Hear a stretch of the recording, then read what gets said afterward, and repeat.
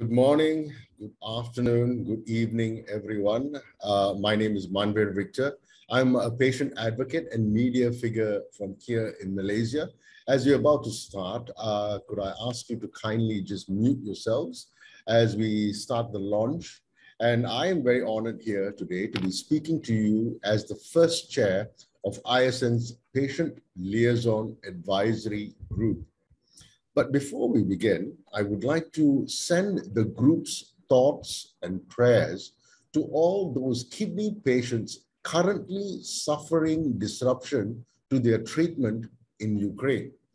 We appreciate the severity of the situation for the whole population, but given the vital importance of dialysis for kidney patients, we call on the authorities to do what they can to prioritize their treatment in their current location or secure their transportation to a clinic in a safer part of the country.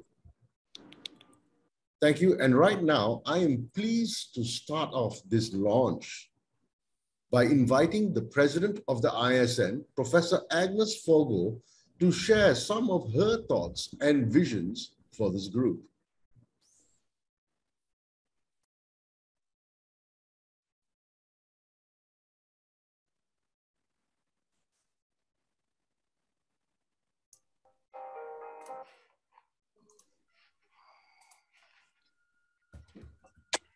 Don't tell me it's blocking.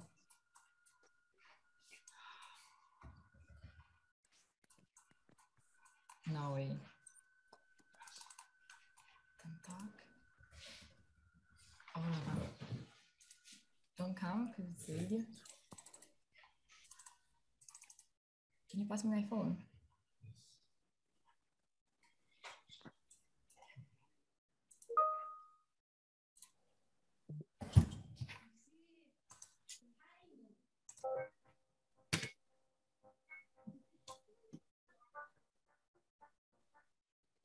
Greetings.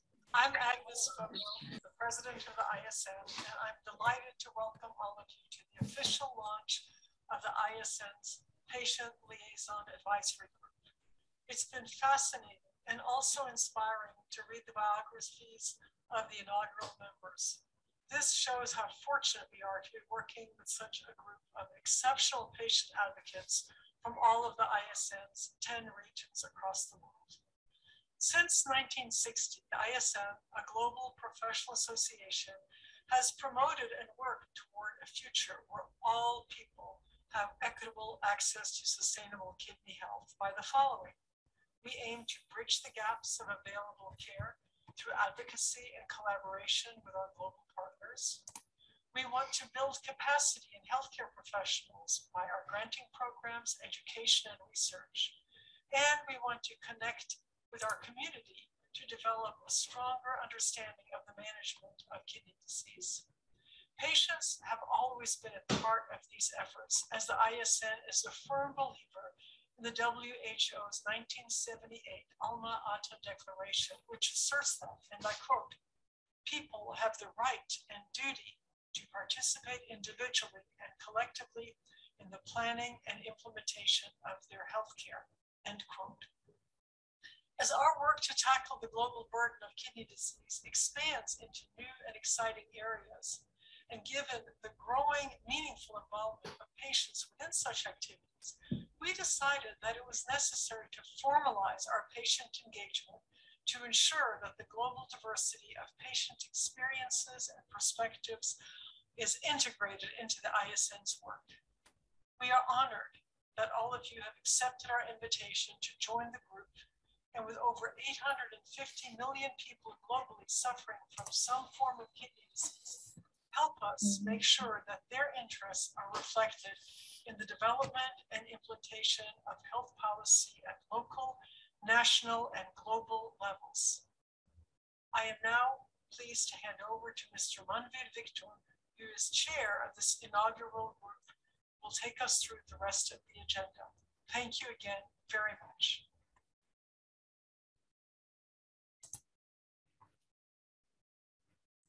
Thank you, Professor Fogo. And as she just stated, the ISN firmly supports the WHO's 1978 Alma Ata Declaration that people have the right and duty to participate individually and collectively in the planning and implementation of their healthcare.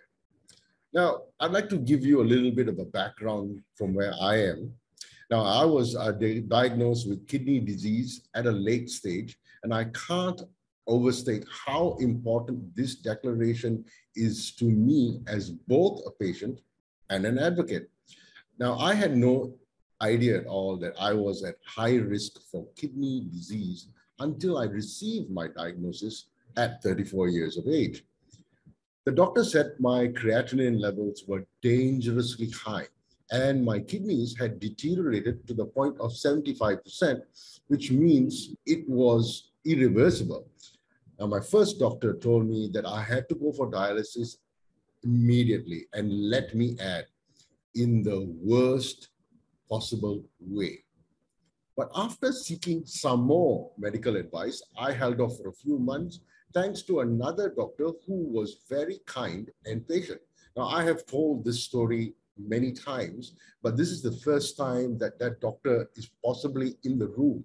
And he is none other than your colleague, Dr. Prasad Menon from here in Malaysia, who's probably watching this session or recording of it.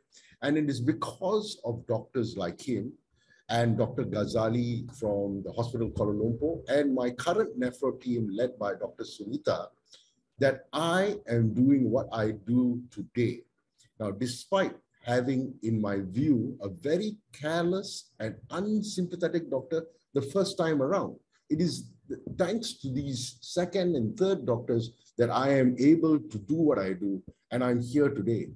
Now, a lot of people back then didn't understand how I had gotten ill so quickly. I was fine, I was playing sports. Back then, I was a radio DJ, and I ran the #1 program in this country. Now, none of this mattered, of course, as like many people, I neglected to go for my yearly checkups. Then everything came to a shuddering halt. And when I started my dialysis in February of 2002, I weighed about 86 kilos. By the end of the year, I had dropped to 70 kilos. The illness hit me quite badly, both physically and mentally, to a stage where I couldn't walk 100 meters without pausing. Now, this continued for about 10 long years. And by the end of that period, I had been poked about 4,000 times with a needle. Now, today, I have a genuine fear of needles and can't even see it happening on television to anyone else. Now, while contact sports like football are ruled out after my transplant, I now go to the gym, swim, run, and cycle every day. I try to keep myself as healthy as I can now by eating right and doing all I can to keep myself active. In 2002, there was no patient organization that I could join, and I felt very isolated as a result. This encouraged me to speak to other patients when I returned to the hospital for checkups after my transplant. Now that I am the WHO chairman for patient safety here in Malaysia, a member of the National Patient Safety Council with the government, and part of the British Medical Journal patient panel, I can try to change all that for current patients.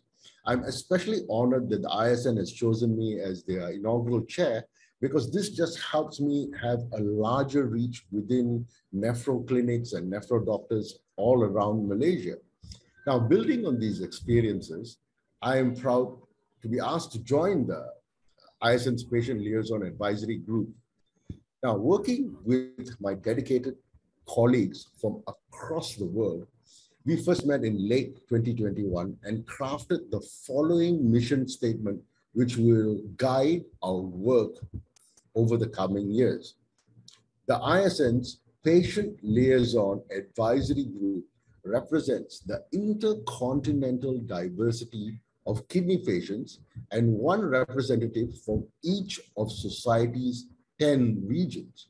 Its mission is to advise and guide the ISN so that the patient perspective becomes embedded within our work, shaping health initiatives and research programs so that they can tackle the global burden of kidney disease. Now, you will hear more from me shortly, but please do watch this short video montage from the entire group's other members.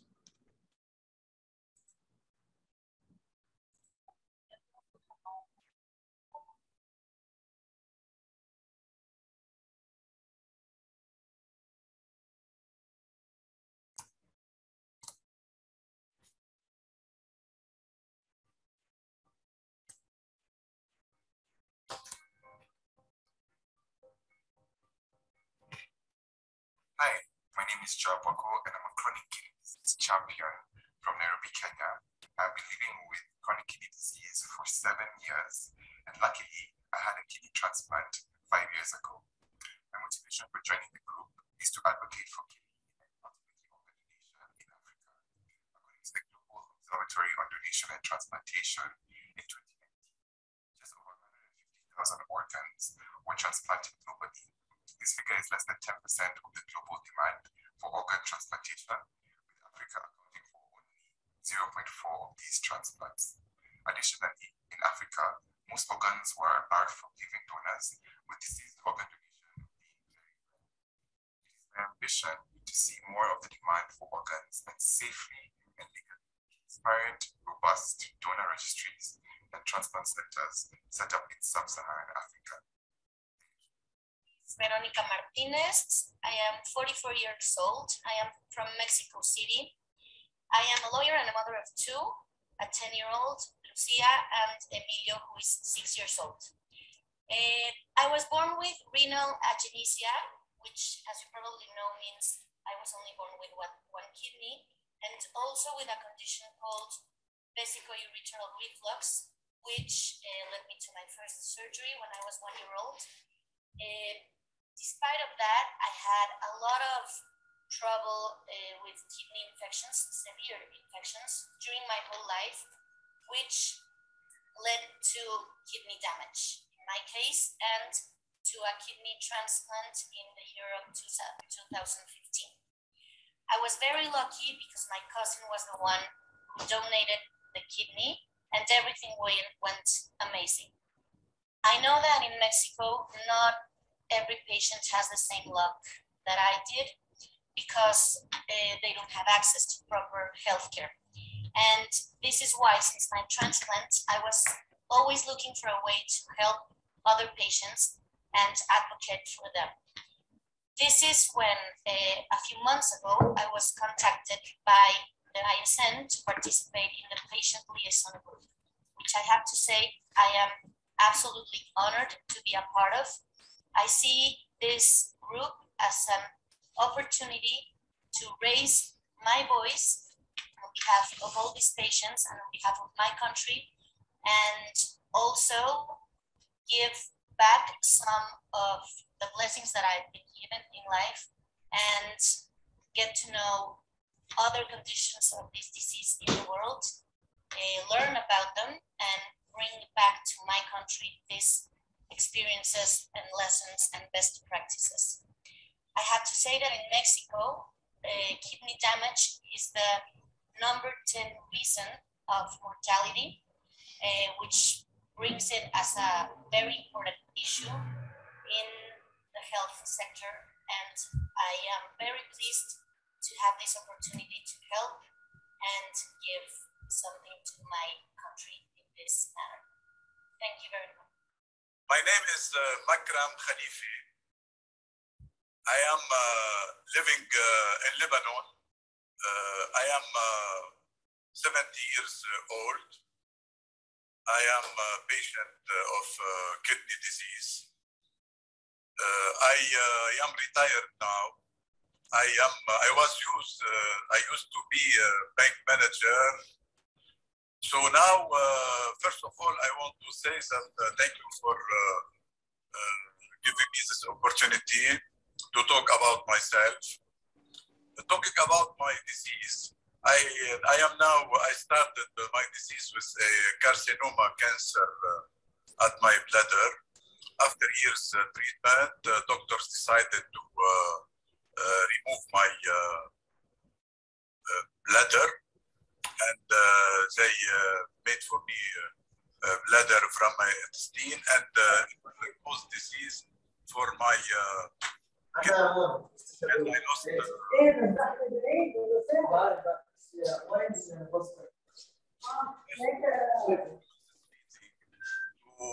tell about some needs, medical given, starting by informing the patients about their cases, even people that they are not very good aware of this, or medicines for this dialysis, and for transplantation, to encourage all the people whereas they living for transplantation, and to explain this to all people needing this. For this reason, I joined this meeting and this organization, which I respect very much, admiring them and thanking them for joining me. Thank you. My name is Fiona Loud. I'm the Policy Director for the UK kidney patient charity Kidney Care UK.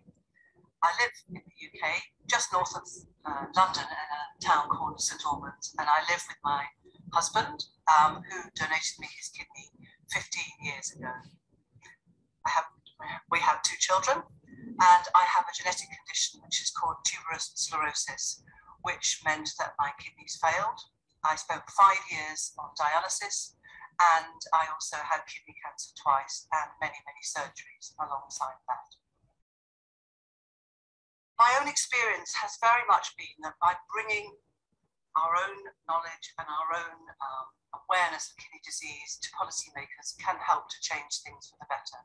And I am a part of the International Society of Nephrology in the hope that using those experiences I have, both with the charity and developing guidelines and so many other sorts of interaction, that we can help to change the world for people with kidney disease by improving education, both for people at risk and their families, for policymakers, by raising awareness of a condition about which there is just not enough known, by helping to promote the idea of better treatments for better outcomes, more research to show what difference that can make, and also overall to put in changes or treatments or any other form of education that can prevent deterioration where possible of kidney disease, so that more people throughout the world won't have to face the same sort of thing that I and other members of the group have done. I think that by having an international group, we can all gain knowledge from each other of how the situation is different in our different countries, and use the best of what we know to help others, but also perhaps avoid some of the pitfalls through what we know, so that others don't perhaps duplicate those things. Thank you, ISN, for setting this up, and I look forward to a fruitful partnership and better outcomes for people with kidney disease. Hello, everyone. My name is Richard Knight. I'm president of the American Association of Kidney Patients. The AKP is the largest patient-led organization in the United States, founded by patients in 1969. Our founders worked with the president and Congress to create paid dialysis for every American. We're a principled organization and respect the lives and intelligence of patients, all patients in the United States and throughout the world. We're strong advocates for patient and consumer choice, and we believe that patients have a fundamental right to choose the kidney care that is best suited for their individual situations and will allow them to have aspirations that will allow them to live a meaningful life as they define it. I've been dealing with chronic kidney disease since 1996. I spent a couple years on dialysis, and 15 plus years out on my transplant. As kidney patients, we know that kidney patients worldwide are united in their demand for better innovation in care and better health conditions. Working together, we can change this. In fact, in 2019, we launched our global initiative, and we now conduct the largest patient-led innovation summit in the world. We do this in partnership with George Washington University School of Medicine here in Washington, D.C. I am pleased to be invited to participate in this summit created by ISN. I look forward to working with everyone, each and every one of you, on the issues upon which we agree. Thank you. Hi, I'm Vasundhara Raghavan from India. I'm part of the Kidney Warriors Foundation, which does advocacy work for patients in India. I was very excited and intrigued when ISN approached me and asked me to be part of the Patient Liaison Advisory Group. I looked at the challenging job to find some resolution to the problems faced by kidney patients across the globe. Every country will have its unique problems, and to find some ways to help patients would be a very big challenge. Thank you for making me part of this group.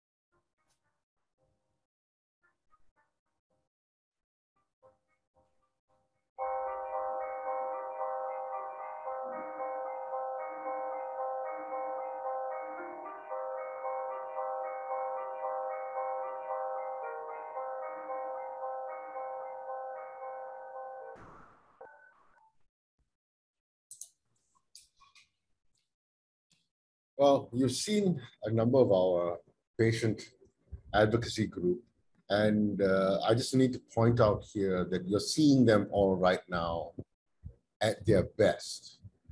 They have been dark days and miserable days in our life, but I think Fiona said it best when we have the hope that there is a better day for everyone. And as you can see, there are several transplant patients, recipients in this group whose lives have been changed remarkably by the gift of organ donation. Now, accordingly, and noting the lack of organs for transplantation across the globe, we've decided that we'd like to dedicate our initial efforts to advocating for the adoption of policies which significantly increase both the number of organs available for transplantation and the rates of transplantation. For example, in my home country of Malaysia, there are about 30,000 people waiting for a transplant, but the main Kuala Lumpur hospital performed less than 30 transplants in the past 12 months. Likewise, whereas there are approximately 13,000 people waiting for kidney transplant in Mexico, only about 850 transplantations are carried out each year.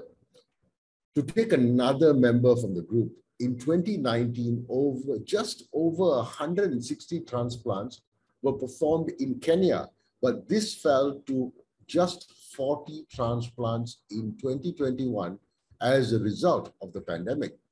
Conversely, in the US, the number of kidney donations has been increasing for over a decade now, even despite the COVID-19 pandemic.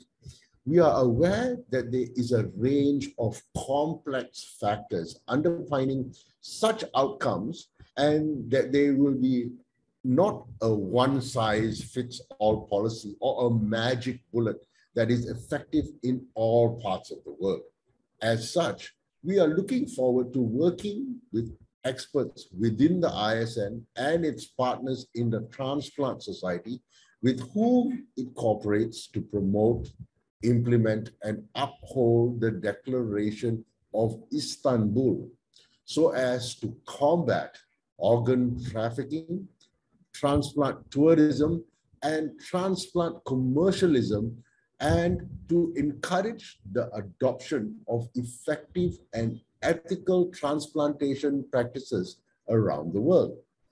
Now, I begin my speech earlier by invoking my support for the WHO's 1978 Alma Ata Declaration that people have the right and duty to participate individually and collectively in the planning and implementation of their healthcare. I stand by that claim, but if we are to effect genuine, impactful policy change, then we need to do so as the whole kidney health community. Now, if patients, nephrologists, and other allied healthcare professionals join together, then we can make a genuine dent in the global burden of kidney disease. And as I'm going to end, I would like to end with a Portuguese quote, because this is a totally international group, as you have seen. And this Portuguese quote says, "They who only know about medicine know nothing about medicine." Now, we have time for some questions, so please do type them into the chat function and specify who they are for within our group here, and we will be only too glad to speak to you all and answer some of those questions. I have one question here already. I'm a successful, this is to me, I'll start the ball rolling. You are a successful patient advocate in Malaysia. What do you think the added value will be in working with the ISN to tackle global burden of kidney disease? Now, in my opinion, it is still arguable whether I'm a successful patient advocate here in Malaysia. And we're up against it every single time. But I believe that we are making some inroads. The healthcare professionals are now aware that they're patient advocates, that they are trained, that they are around here. And we bring a different point of view. We're sitting down at the same table. Now, working with ISN in the past 4 to 5 months has been an eye-opener for me. I've worked with several other international organizations as well, but I feel that ISN has got a finger on the pulse. I have spoken, and the entire group has been conversing with other experts from different countries, getting different points of view. I think the nephrologists have understood what it is to be in our shoes as well. They have seen us on a day-to-day basis. I know that my doctors have seen me through really bad periods, and that's the reason I'm here. And a lot of us want to help. And with ISN showing, with Professor Agnes Fogo showing that they are very keen to engage and empower the patients, I believe that this will be something that will definitely work in the long run. Like my colleague, Fiona was just saying, hope. We are trying to bring hope, and we want to try to share that. We have another question here for any of the members, and I would maybe point out Fiona, who have been talking about a little bit. Fiona, maybe you want to answer this question. You've been working as a patient advocate for many years now. What's the one lesson or message about successful advocacy that you would want this group to focus on? Thank you, Manveer, and thank you everybody for the opportunity to join the event and the ISN, of course. I think when we as kidney patients first start this journey, we always feel very, very alone and very lonely, and we always think we're the only person with it. And one of the things I've learned over the years is that by working with others, there is a real power in that.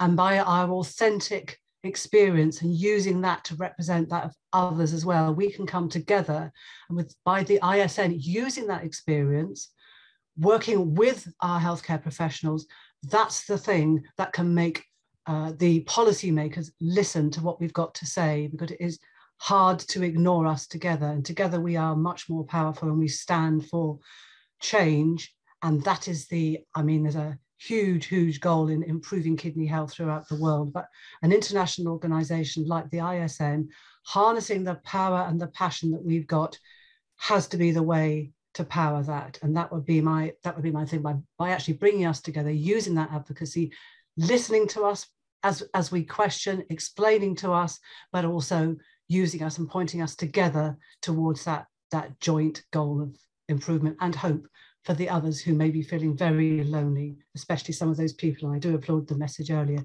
of people on dialysis in Ukraine at the moment who must be very scared. Thank you. Thank you, Fiona. And I'd like to ask our colleague in India, Vasundhara, as well. Maybe you'd like to chime in with that same question as well.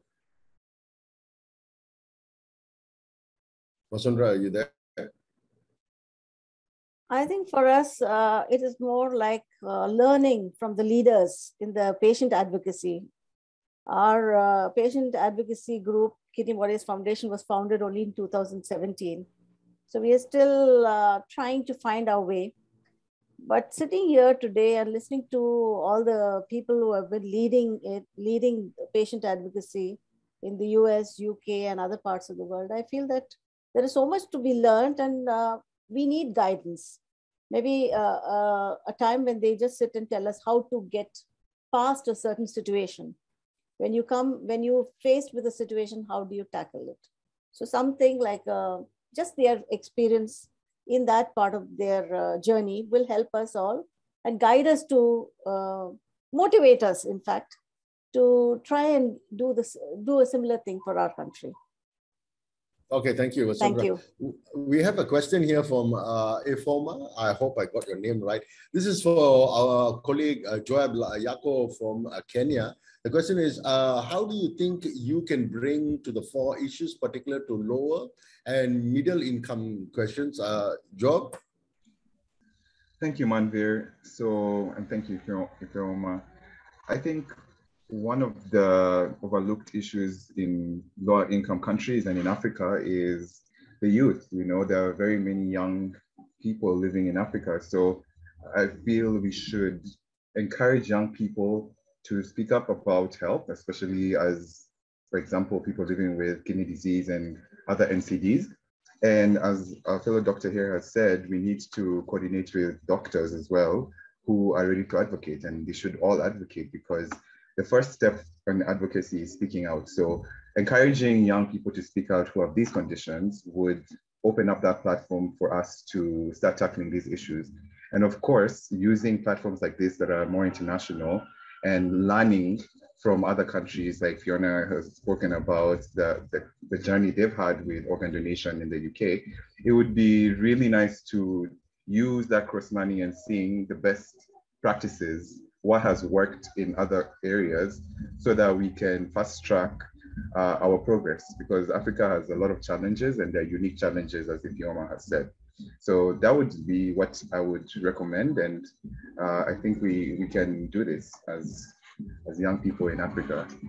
Thank you.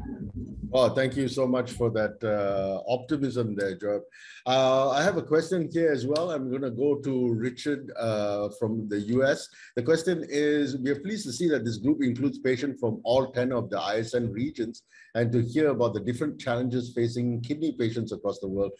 Could you tell us a little bit more about the challenges facing your kidney patients in your country?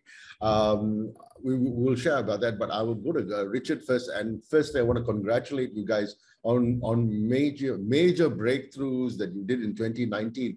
But can you tell us a little bit about the challenges facing the kidney patients in your country, Richard?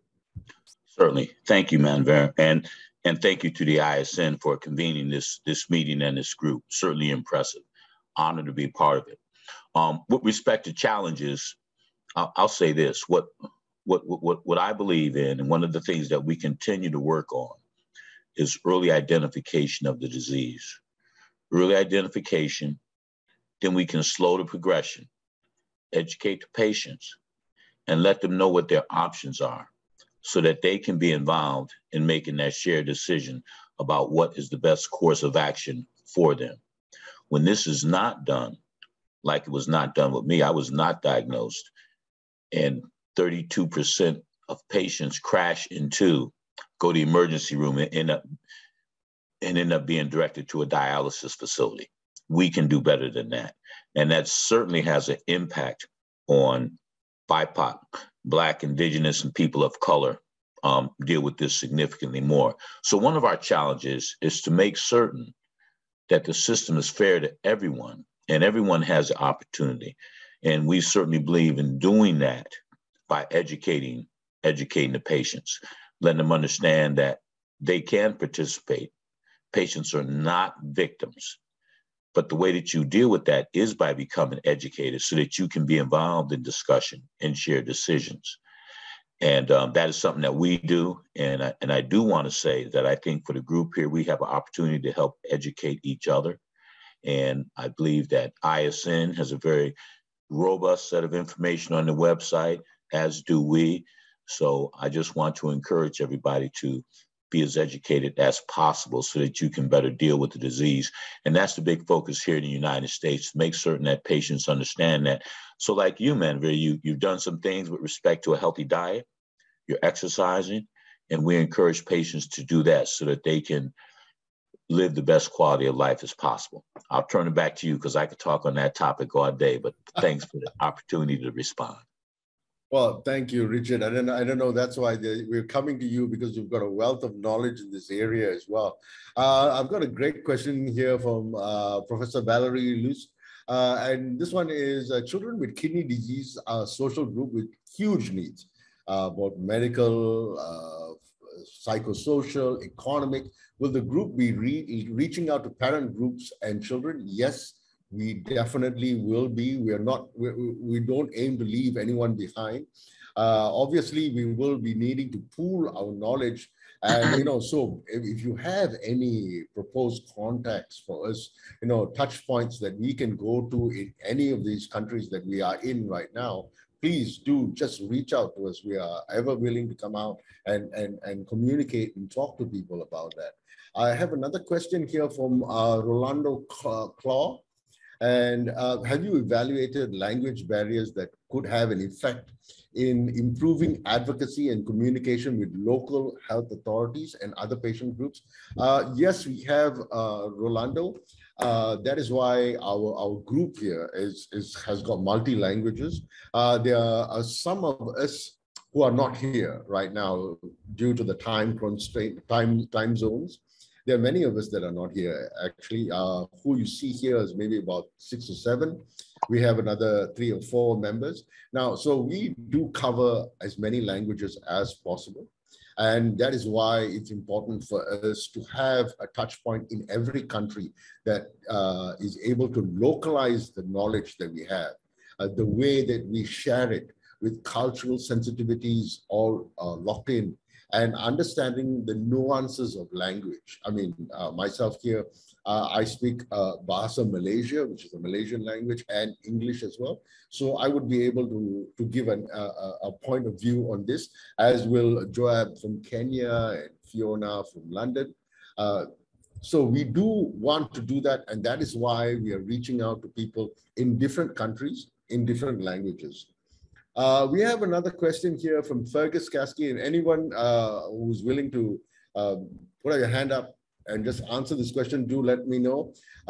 Fergus says, is there a plan to systematically learn from the most effective ways kidney patient groups have had their impact in their countries, and then share and publish that and learn from impactful groups in other conditions as well? I'm going to go to Fiona first for a point of view, because she's leading a patient-led and the kidney charity there as well. Fiona? Thank you. Yes, I was going to put my hand up anyway.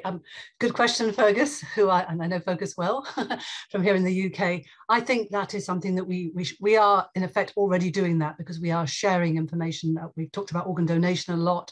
We talked about the opt-out system and different ways of achieving advocacy. So I think there's partly what we are doing, but I actually think that that is something that we should also take on and make it more systematic.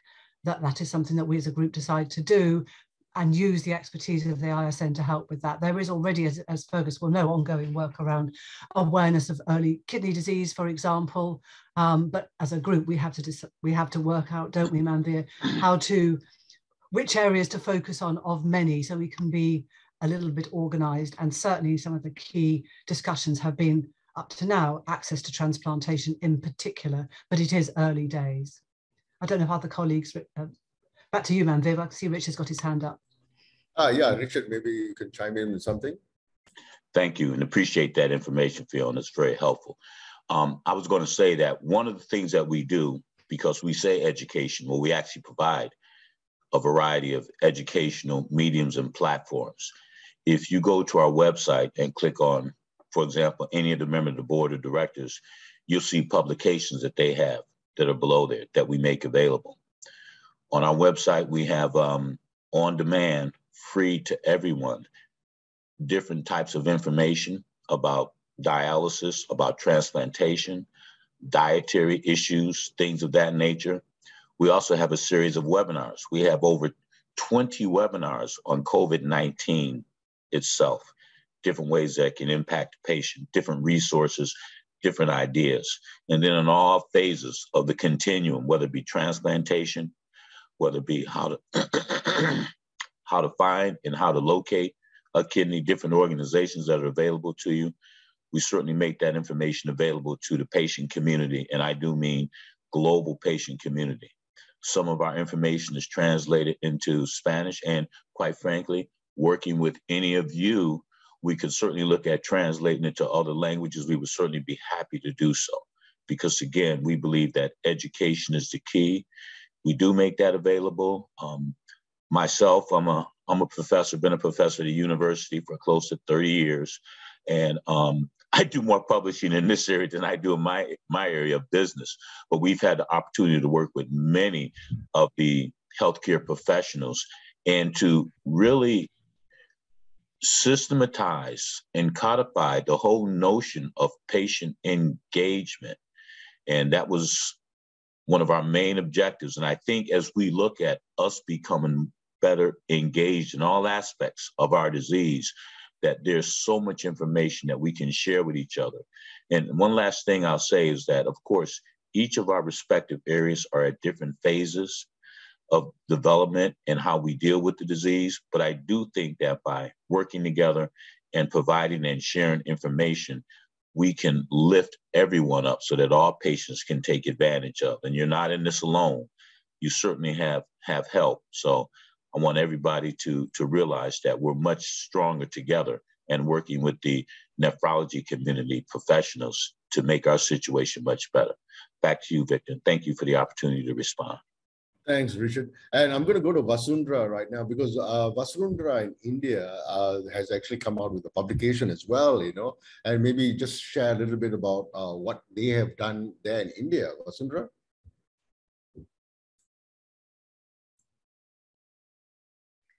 In 2017, much before Kidney Warriors Foundation was started, we went to Bangalore and we got the nephrologists involved. We did a pilot run of a project for diet, the renal diet.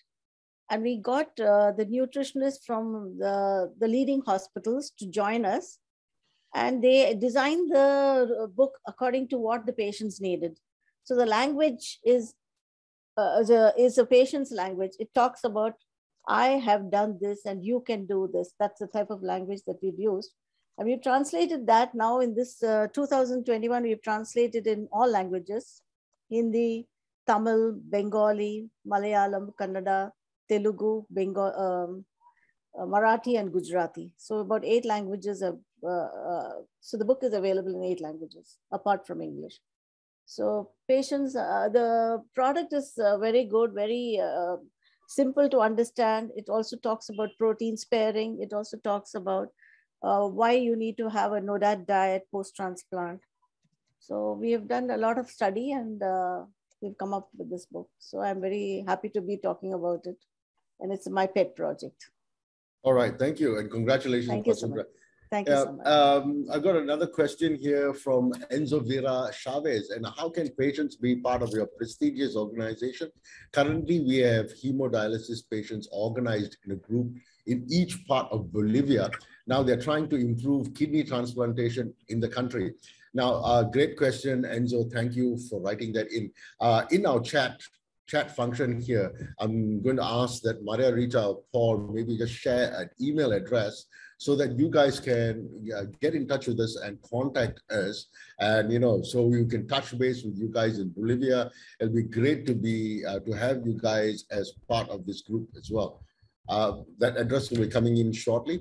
I got a question here from Elliot. What strategies can be used to get our patients to talk about kidney disease and be effective advocates? Most of my patients are afraid of the media and camera. What do we do? Well, my expertise is in media and broadcast, Elliot, and I'm willing to help. I mean, ISN is willing to help. Please just keep in touch with us and tell us how we can help you. You can localize the information there. You can help us connect with these people. But definitely, if there's something in the sense of a media training that is necessary, I am absolutely willing to be able to help you guys in any country at all. So it is open to anyone who's watching right now. We've got Vivek Jha, who's got, what do you think about influencing the research agenda, helping co-create and implement research? Well, obviously we would love to do that, but I'm going to ask my colleague, Richard, who has been doing a lot of research as well in the US. Maybe you can share an answer for this question, Richard? Thank you, Victor. And certainly, I was actually just typing a response to Dr. Jha. That's a great question. But again, I'm going to go back to the whole concept and notion of patient engagement. And having done that, was on a webinar just yesterday, and we were talking about dealing with structural racism at the National Institute of Diabetes, Digestive, and Kidney Disease. Very progressive agency, and they're the ones that are responsible for kidney-related resources and working with healthcare professionals and putting out a lot of grants. And the topic was, how can we do that? And patient panel was there, very involved in it. And so I think that as we engage with healthcare professionals, and I want to emphasize this, as partners, and I know that there may be some patients who are hesitant to get engaged at that level, but again, we've worked very hard to educate our patients so that they're comfortable and they have the knowledge to do so. We talk about priorities. We talk about what are patients interested in. And as I served on what we call the advisory council, the one that selects the specific grants, I've had some spirited discussions with some of the healthcare professionals, and I would say, well, to what end? What is the purpose of that research? You know, many researchers aren't necessarily that engaged with patients, and they may have ideas and things that they want to do. But my question to them is, how does that impact the patient community? And will it impact it sooner rather than later? So I think it's very important that, and there's nothing wrong with it. Patients have a very, very different outlook and perspective than what doctors do. Many doctors are interested in biometrics and they want to do research around that. Your blood pressure, you know, KT over V and things of that nature. Patients are more interested in quality of life, and we want to know about issues related to that. So working together, we help frame the research agenda. And again, you can't do that if you don't have any information. So I go back to the whole point of being educated and being part of the team, so that we can have as much influence as possible on that which is going to have an impact on our quality of life. One person said, Richard, it's not that simple. I said, well, it's simple, very simple for us. If it's in the best interest of patients, we're interested. If it's not, we're not. So I'll stop there, but I think that's a good question. And for all of you, because you have insights and a story to tell, you know, be comfortable and getting out there and talking about it. And if it's a chance to publish something that you can share with the rest of it, happy to do so. Thank you for allowing me to respond, Victor. Thanks, Richard. And it's great to have Dr. Vivek here, follow you on Twitter. Great things. I mean, thank you for being a part of this. I also need to speak to my colleague all the way from Lebanon, Makram. Makram, tell us a little bit about Lebanon. What are your challenges there, and how do they deal with kidney health in your country, Makram? Thank you for participating me and for our colleagues. Here in Lebanon, you know, we are in a lake of informations. I suggest that it may be a platform created on all these social medias opportunities, such as WhatsApp, or such as Facebook, or such as Instagram, or such as any kind of opportunities, creating this, and which may be at the attention of everyone. Some instructed people and some not instructed, some people shy and some people not shy, some people wealthy, some people not wealthy. So it may be safe, and it will be clear to everyone to talk what he needs to talk if they are afraid of cameras, as somebody tell, or they're afraid of their doctors, of anything. This is first suggestion I may tell. Second one is that if these instances, this WHO or ISN or any countries or ISIFN, International Bank, World Bank, they may assist my country, and through doctors and through communications, through communities, to assist in materials and in funds, because we are in a very, very, very recession in Lebanon, 10 times or 15 times less capacity of buying. So let me tell you something. We may buy, let's say, a car for $20,000 US, because we buy all things in European and American currency. Now we need, instead of this $20,000 to buy a middle card, we need 5 times or 6 times, 100 or 120, which is not to the opportunity of everyone in Lebanon. For these both things should be complemented in our country. Thank you for letting me speak. Thank you, Makram. Great to hear about that from your country. For Enzo, we have just Paul Laffin, the Advocacy Director for ISN. He has shared his email there. And at this point, I'd like to ask anyone who wants to get in touch with us, who knows that there are any countries or any advocates who want to be a part of this group. That's the email there. And we got Fergus Kasky, who's got a question. Do we know how many countries that don't have patient foundation or charities? And might be a goal to create a toolkit for establishing an effective patient foundation charity for support and advocacy in a country. Yes, I think that is a great idea. Fergus will definitely look at that. I just want to add, we've got a few minutes left only in this hour. But I just wanted to add that if any of these questions that we haven't been able to answer, we will definitely be considering it. We'll just definitely put it in the list, and we will answer this a little bit later. I don't know of any countries that don't have this charities, but I mean, definitely, please do share with us. And that's the reason why we have such a huge international group here. Dr. Valerie shares about kidney care in Switzerland. And we've got the emails there. Thank you. Elliot says the point is they don't want to talk about their disease, maybe because of the stigma. Is there a strategy? I can get them to be more vocal. We need them to be effective. I will be happy to reach out personally to help. Yes, that is a really good point there, Elliot. I have the same issue here in Malaysia. There will be those who will be embarrassed by the fact that they have been ill. Maybe it's their fault, maybe it's not. More often than not, it is not. But we have to look at the positives here. There will be those who want to champion it. We've had celebrities in this country and politicians in this country who have had kidney transplants, but for reasons of their own, do not want to talk about it. And it is a personal decision that, we don't want to get into with them. But there are those who bravely, like myself and an entire group of us, who would put up our hands and say, we had a transplant. We're proud of the fact that we had a transplant. We are a product of the healthcare, a healthcare system that works.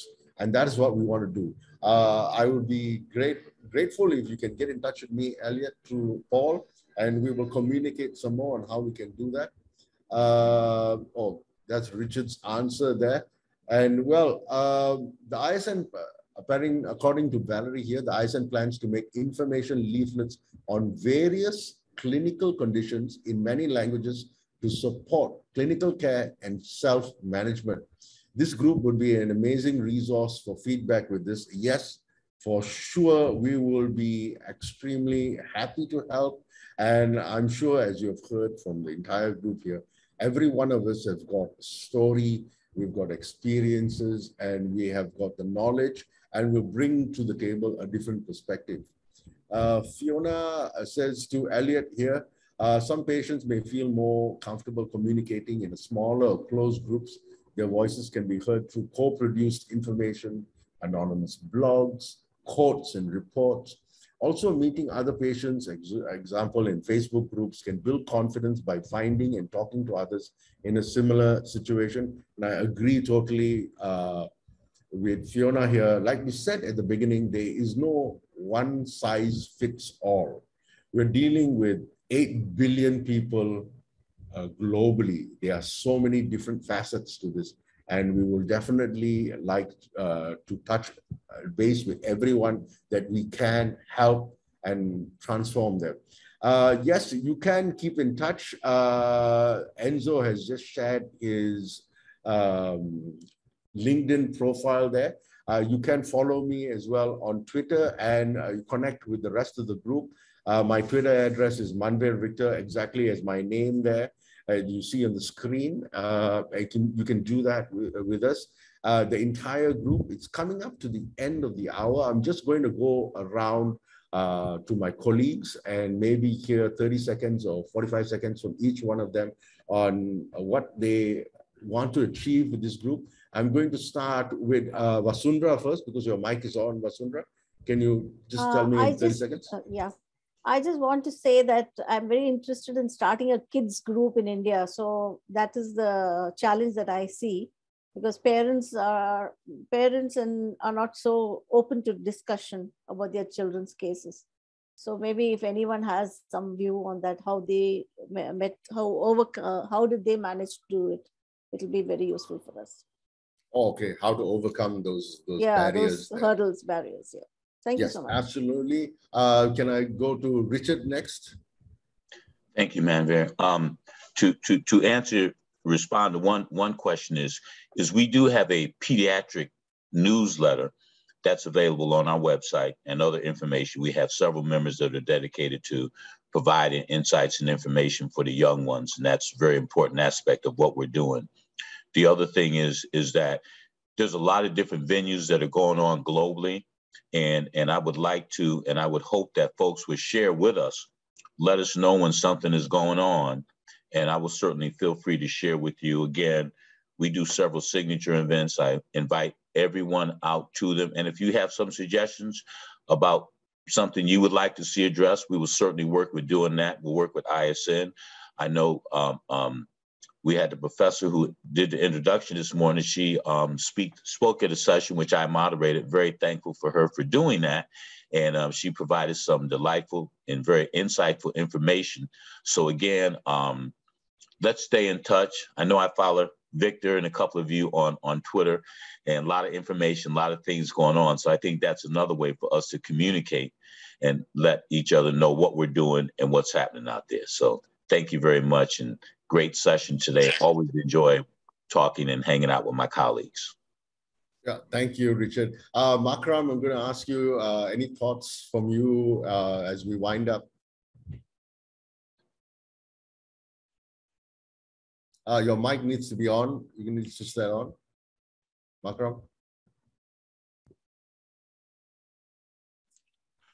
No, thank you. As a matter of fact, what I had to just ideas about my country. That was what I wanted to tell about it now. Thank you very much. Thank you, Makram.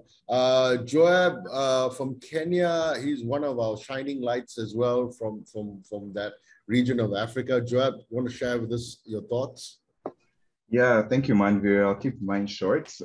I'm really passionate about patient advocacy, especially young patients. So I will take you up on the media training. I think it's something that we need to take on and encourage young patients to speak up, and patients overall, but really young patients, I feel, are the ones who are stigmatized a lot, because when you're young, you're supposed to be healthy and doing everything. But I faced that a lot when I was on dialysis at 24. So I resonate a lot with that and what Dr. Tanya has said about patients not wanting to speak up about it. So my thing with this group is to just lend a hand so that we're able to reach out to those patients and encourage them to speak out. Thank you. All right, thank you. Take care of Joab. Fiona, you're doing great things in the UK. Well, there's still a great deal to do, and I'm very pleased to hear people talk about the younger patients as well. So, for example, we have a young adult kidney group that Kidney Care UK, we support that. They run themselves kind of independently of us as well. There's a lot of information that's co-produced with patients and professionals on our website, so that anyone can go in and have a look, and please feel free to help yourself to that and share with us. But one other point I would like to make is about, that I feel quite strongly about, is about the psychological health of people with kidney disease. The impact of COVID has really borne down on that, and 2 years of isolation.